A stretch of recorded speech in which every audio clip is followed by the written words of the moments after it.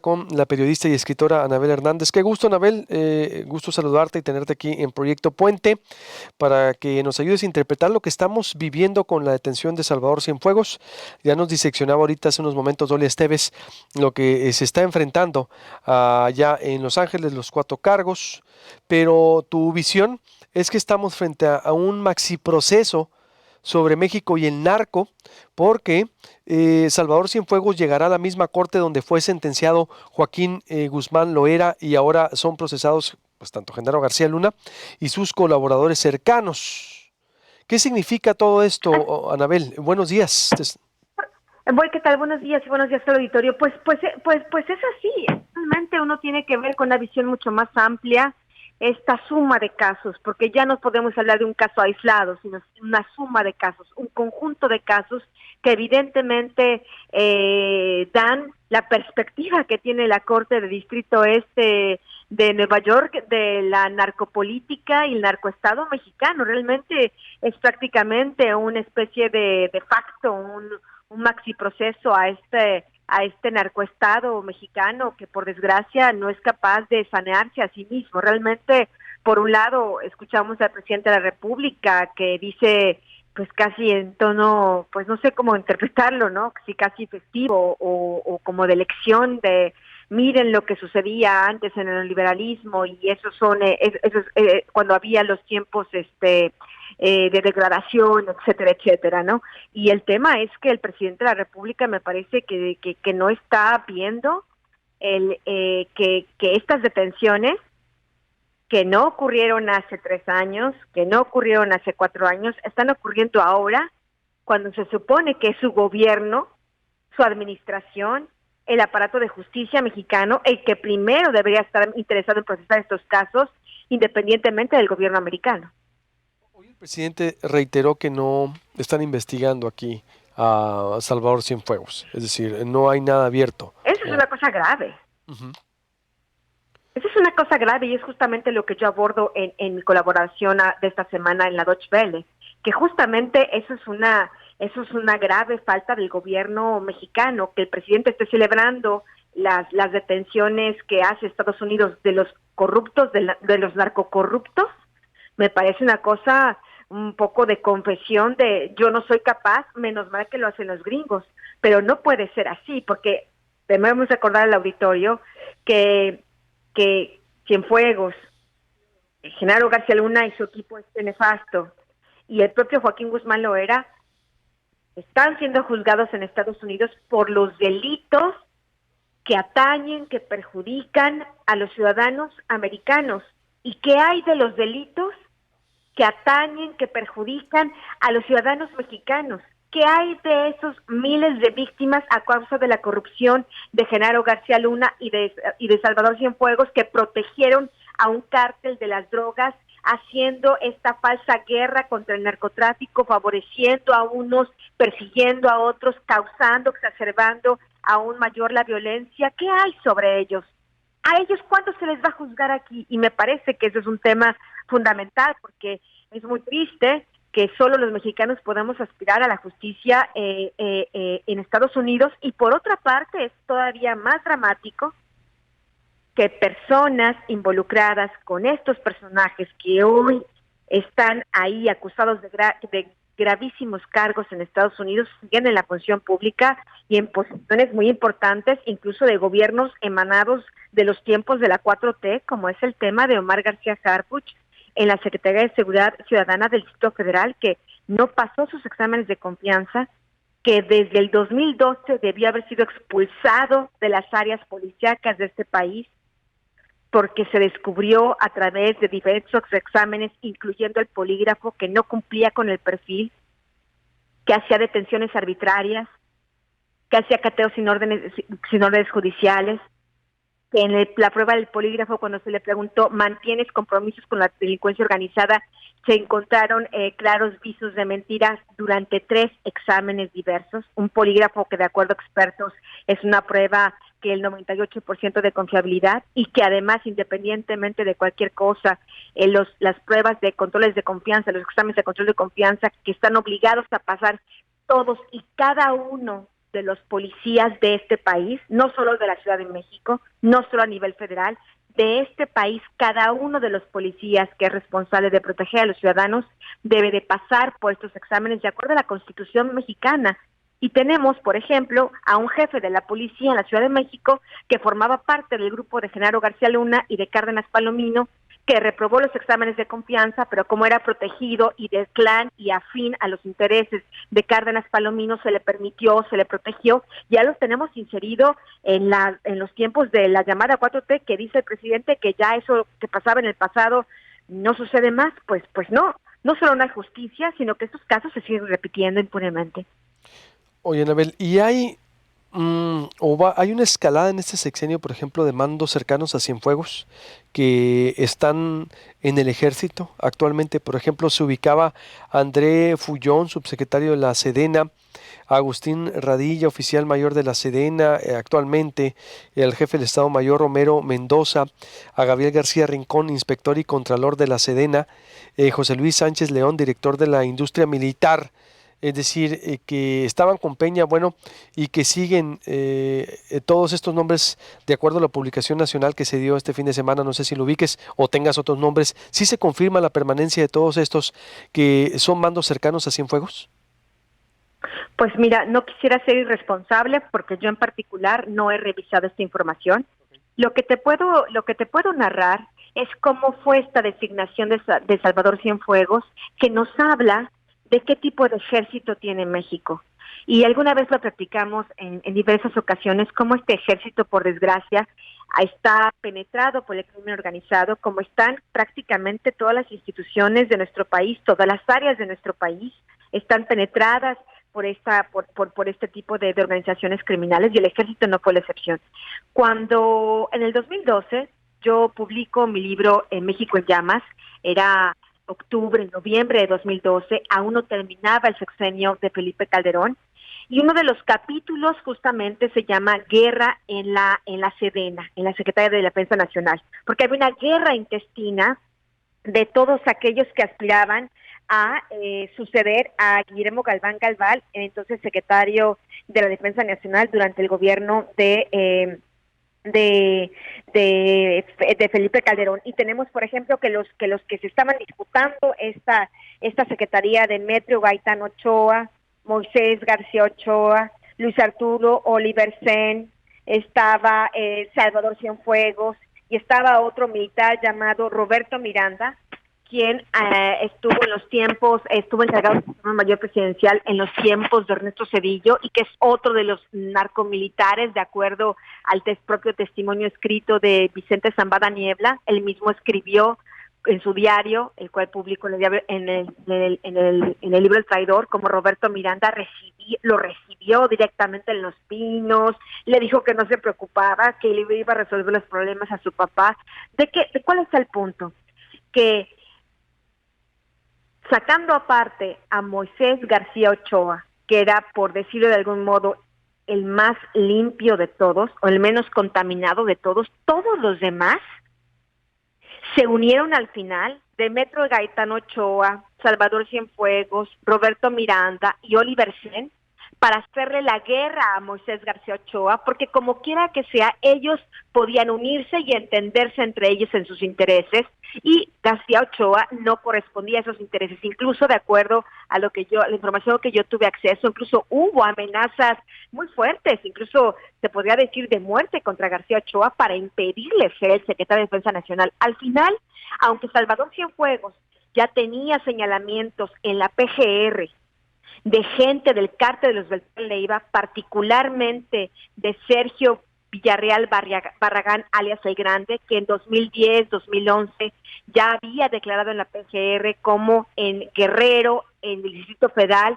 ellos tenían control total del ejército, justo en los tiempos que Salvador Cienfuegos fue responsable de la 9ª Región Militar ahí en Guerrero, y después en la 1ª Región Militar ahí en la Ciudad de México. Justo en estos tiempos es que narra El Grande, como le decían dentro de la organización criminal, que tenían en el bolsillo a todos los mandos de estas zonas militares, y hablaba incluso de cuánto pagaban de sobornos, que hablaba pagos de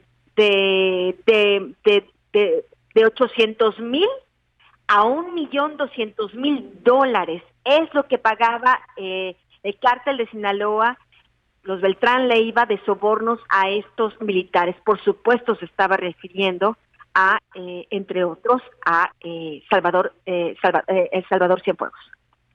Uy, ¿qué tendría que hacer entonces, Anabel, para concluir el gobierno de Andrés Manuel López Obrador con todo esto? Sí, porque él dijo que iba a haber una limpia, también dijo, o que no iban a permanecer. Hay muchísima información, hay carpetas por lo que veo, hay contexto, hay documentación al respecto, Anabel. Pues ese es el tema.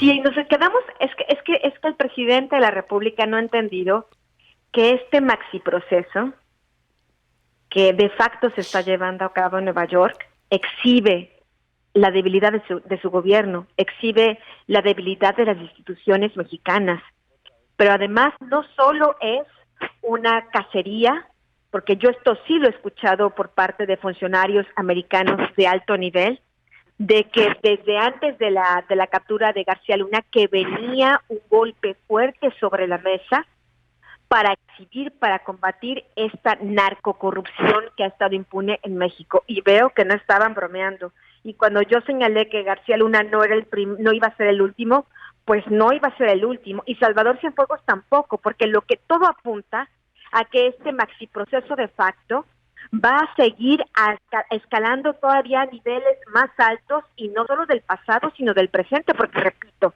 si en el presente todavía están estos grupos de narcoestado, de policías y militares desviados dentro de las instituciones, pues podemos imaginar que ahorita el presidente lo aplaude, pero cuando el cuestionado sea él, o cuando la cuestionada sea Claudia Sheinbaum, porque permitió que Omar García Harfuch se quedara ahí en su gobierno, es lo mismo. ¿Qué va a decir? ¿Lo celebrará igual y de igual modo? Me parece que mejor el presidente tendría que... Parece que, Anabel, la última parte, discúlpame, no sé si te moviste, dónde estés, pero la última parte no se entendió bien. Me dices, ahorita el presidente lo celebra, pero ¿qué va a hacer cuando empiecen a investigar incluso a funcionarios de su gobierno? La misma Claudia Sheinbaum, para tener claridad de lo que dijiste, ¿qué va a decir cuando empiecen a investigar ¿Qué va a decir? a Omar García Harfuch? ¿Qué va a decir cuando ya no sea solo época, cuando no empiece, cuando estas detenciones no solo correspondan a los hombres del pasado, que dice el presidente, del neoliberalismo pasado? ¿Qué va a pasar cuando sean hombres de la 4T? ¿Qué va a decir el presidente? ¿Lo va a aplaudir de igual manera? Yo pienso que su responsabilidad no estar sentado esperando que los americanos hagan el trabajo que le corresponde al presidente de la República y a las instituciones de México. Me parece que bueno, al menos, menos mal que alguien está haciendo esto, pero definitivamente es al gobierno de México, a este presidente que ha ganado con una muy importante cantidad de votos, dar el ejemplo de la justicia y no impunidad, empezando por su propio gobierno y los gobiernos afines a su partido político y a su corriente política. ¿Por qué no lo hacen, Abel? Por último te pregunto, ¿por miedo, por cálculo? A ver, ¿por qué no hace el presidente eso? ¿Por qué no se adelanta? Porque él es un hombre de información. ¿Por qué crees que no lo haga? Esa es una pregunta muy, muy compleja, que puede tener diversas preguntas. Yo tengo mis hipótesis. Cuando uno ve lo que hizo Felipe Calderón, que toleró a García Luna, había semáforos en amarillo y después semáforos en rojo, de que esta persona no debería estar aquí, señor presidente, y sin embargo lo mantuvo. Lo mantuvo porque no sabía, no. Lo mantuvo justamente porque sabía que era García Luna y porque le era útil, evidentemente, que alguien hiciera este trabajo sucio. Enrique Peña Nieto no sabía de verdad quién era Cienfuegos. Imagínate, si yo como periodista X podía tener acceso a estos documentos de la PGR, un presidente de la República que va a designar al secretario de Defensa Nacional no pregunta, por favor, denme todo el archivo, exámenes de confianza, historial, cualquier averiguación previa, etcétera, etcétera. Es un elemento, tú lo harías, yo lo haría, cualquier ciudadano ahí que esté escuchando el programa, por sentido común lo haría. No lo hizo, no sabía quién era Cienfuegos, sí, pero evidentemente le era útil. ¿Por qué? Porque si nos vamos hacia el juicio de El Chapo Guzmán, pues recordemos que según ese juicio, según los testigos, en la campaña presidencial de Felipe Calderón y la campaña presidencial de Enrique Peña Nieto habrían estado financiadas por el cártel de Sinaloa y cuando, por supuesto, una parte de los Beltrán Leiva. Ahora cuando ve uno a esta señora gobernadora Claudia Sheinbaum del Distrito Federal, cuando está viendo, publiqué este reportaje en Aristegui Noticias justo el jueves pasado con toda la documentación del historial negro, porque no se puede decir de otra manera, y no lo digo yo, lo dice la Unidad de Asuntos Internos de la Policía Federal que lo investigó, que dijo incluso que el señor Omar García Harfuch no tenía el coeficiente Anabel, intelectual. tengo que hacer un corte, vuelvo contigo para esa parte es muy importante. Claro, ¿Me permites? Sí, sí. por supuesto. Gracias. Estoy con Anabel Hernández con este reportaje sobre las implicaciones de Omar García Harfuch para terminar porque es muy interesante. Estamos en Proyecto Puente. Suscríbase al canal de YouTube. Nos puede ver desde su casa o oficina a cualquier hora del día, obvio en vivo también en 88.1 FM La Voz del Pitic, proyectopuente.com.mx, Facebook, por todas partes. Volvemos con Anabel Hernández. Anabel, me decías, la semana pasada publicaste algo importante respecto al perfil, la radiografía de Omar García Harfuch y los costos que puede tener para el gobierno de Claudia Sheinbaum y cómo también el gobierno del presidente Andrés Manuel López Obrador, lo vinculo, debería adelantarse a esta limpia por lo que presentaste, Anabel, que fue esta información que está evidenciando Anabel Hernández. Bueno, es un reportaje que publiqué en Aristegui Noticias el jueves pasado. La gente lo puede consultar ahí porque están los documentos y bueno, que respaldan lo que en este momento voy a narrar. Yo llevo investigando al señor Omar García Harfuch más de un año. Estuve recopilando información a través de la Ley Federal de Transparencia y a través de otras fuentes de información, otros métodos de investigación, porque había muchos señalamientos graves. Hay señalamientos graves sobre Omar García Harfuch y además señalamientos que todavía empeoraron, subieron de tono después del supuesto atentado, supuestamente según él, perpetrado por el cártel Jalisco Nueva Generación en la Ciudad de México. La gente lo recordará a finales de junio pasado, si no me equivoco, julio pasado.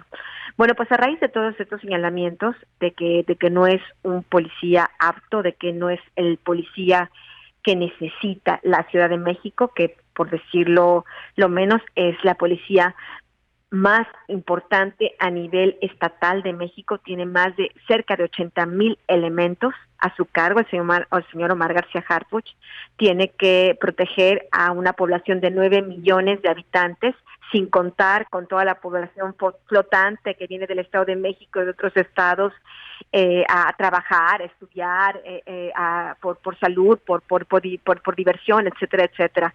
Bueno, pues diríamos que después de la Secretaría de Seguridad Pública Federal, la Secretaría de la Ciudad de México es la más importante de México en materia de seguridad pública.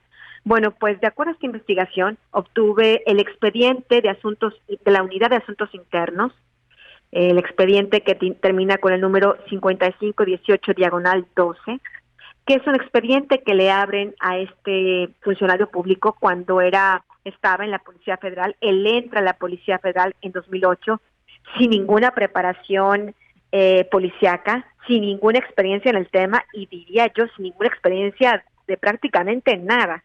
Este hombre apenas había terminado la preparatoria cuando gracias a Luis Cárdenas Palomino, y él no narra aquí, y se narra aquí directamente que fue Luis Cárdenas Palomino, director de la Coordinación para la Prevención del Delito, quien le dio la oportunidad de integrarse al Grupo 1 de la Unidad Nacional de Operaciones el 1 de septiembre de 2008. Y bueno, desde ahí que entra García Harfuch con Cárdenas Palomino, se convierte en su brazo derecho. Inmediatamente le dan la posición de suboficial, para lo cual solo realmente los egresados de la academia pueden aspirar a ese grado. Bueno, pues él sin pasar por la academia y sin cumplir con los requisitos de ley ya le dieron ese grado, y Cárdenas Palomino lo tiene siempre al lado de él. Yo tuve los documentos donde cada promoción, cada asignación de trabajo que Omar García Harfuch tuvo de 2008 a 2012 fue responsabilidad de Cárdenas Palomino. Cárdenas Palomino, que recuerda al auditorio, era a su vez brazo derecho de Genaro García Luna y hoy está acusado en Nueva York por narcotráfico y por haber protegido el cártel Sinaloa y los Beltrán Leiva justo en los años, en el tiempo, en que Omar García Harfuch era su brazo derecho, era parte de su equipo más cercano.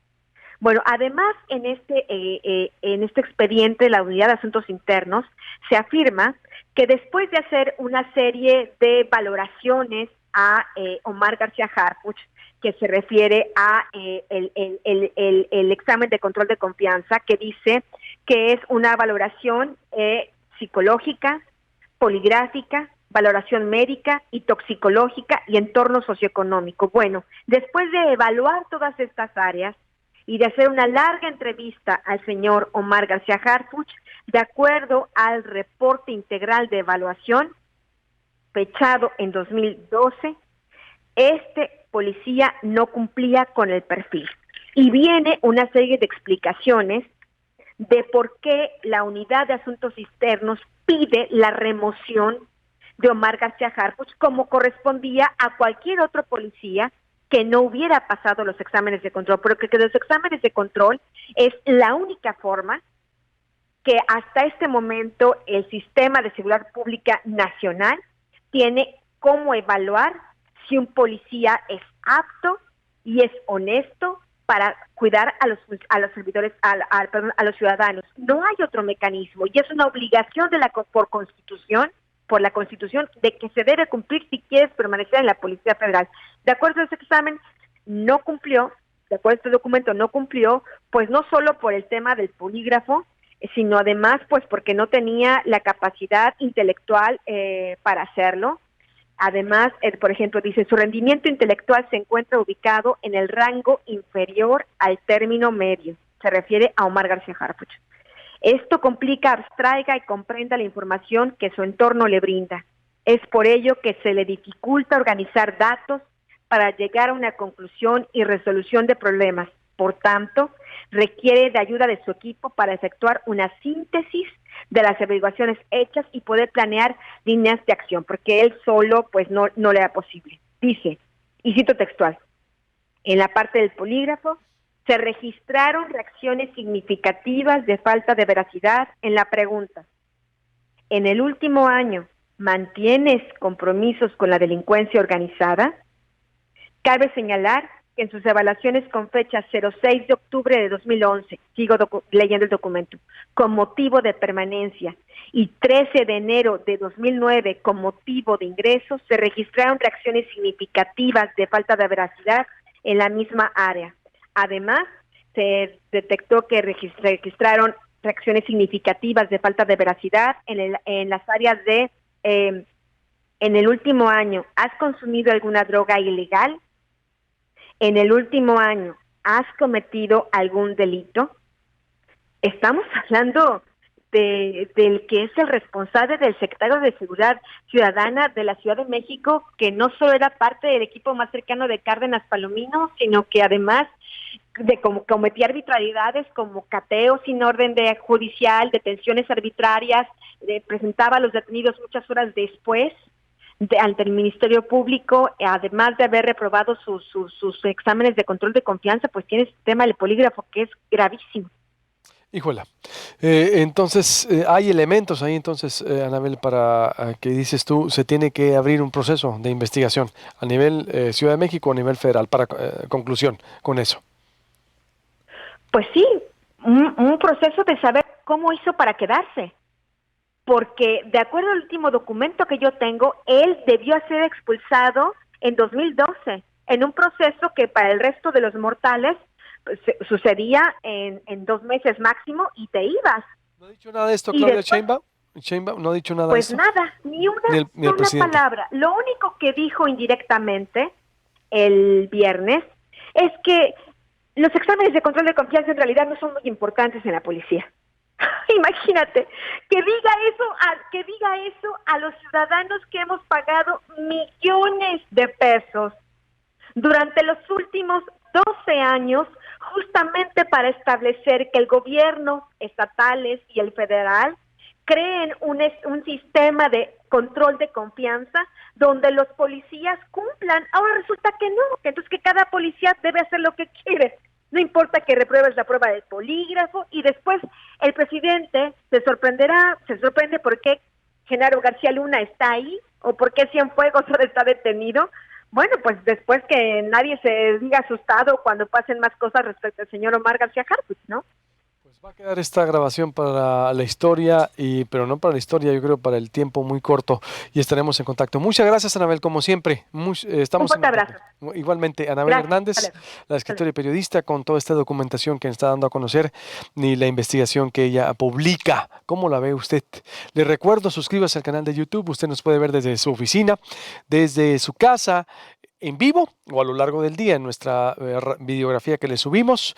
Estamos en Facebook Live, le recuerdo, como Proyecto Puente, 88.1 FM, La Voz del Pitique en su carro, 6624-057368, 6624-057368 el WhatsApp, proyectopuente.com.mx, Instagram, Twitter, por todas partes. Y ahora les anunciamos, tenemos también un nuevo canal de comunicación, la